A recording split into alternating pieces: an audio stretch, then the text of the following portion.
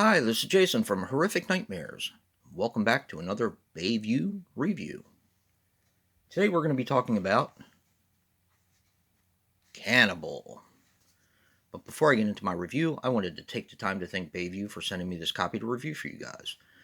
They have an awesome company, they have a massive catalog, and I'm pretty sure they have something to fit every taste. I'm going to put the links to their Facebook page, their official website, and their YouTube channel in the description box below. And don't forget, if you have a Roku, just type in Bayview Films to watch Bayview movies. Cannibal is a 2010 film which runs approximately 104 minutes and is written and directed by Benjamin Vire. He was responsible for Zone and a bunch of shorts. Now this stars Nicholas Gobb as Max. He was in Jailbirds, Zone, and a bunch of TV. Helena Copenjans as Bianca. She was in Raw, Unseen, and Hole in the Ground. And John Collard as Alex. He was in Zone and some shorts. Now this is a Belgium film, and you're going to have to read subtitles. So those of you who don't like subtitles, this may not be for you. But let me just tell you, this movie's freaking awesome. Okay.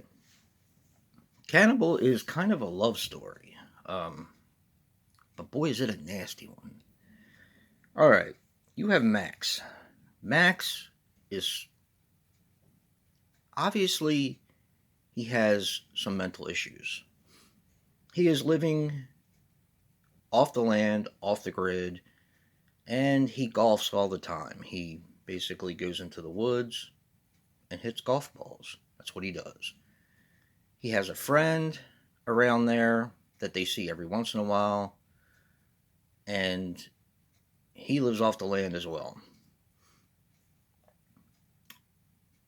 The mental issues come into when there are people around. He hides. He's basically going through something right now, and you're not really sure what it is. As he's golfing one day, he finds a woman on the ground, and he doesn't know whether she's dead or not. So he picks up this woman, and he takes her back to his place, and she kind of makes herself comfortable when she comes to. But it's almost like he doesn't want her there, but he lets her stay. It's kind of an odd dynamic. But they end up falling in love.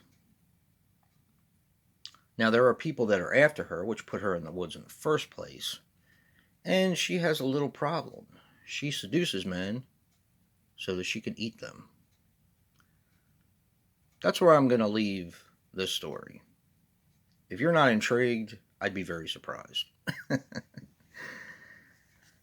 There's a lot more to this movie that I didn't say, and let me just say, this was one of the more original horror films that I've seen in a while.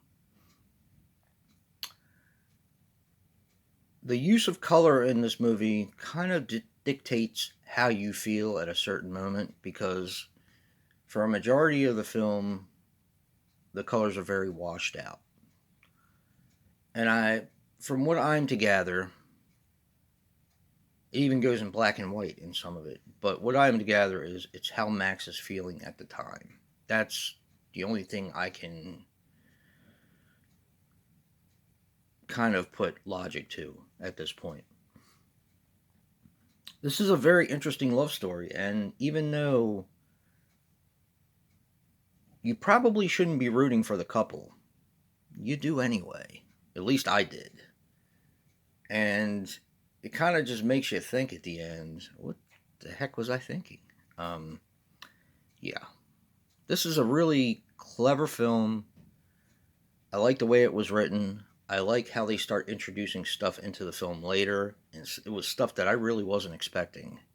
So, yeah, it's cool. I really enjoyed it.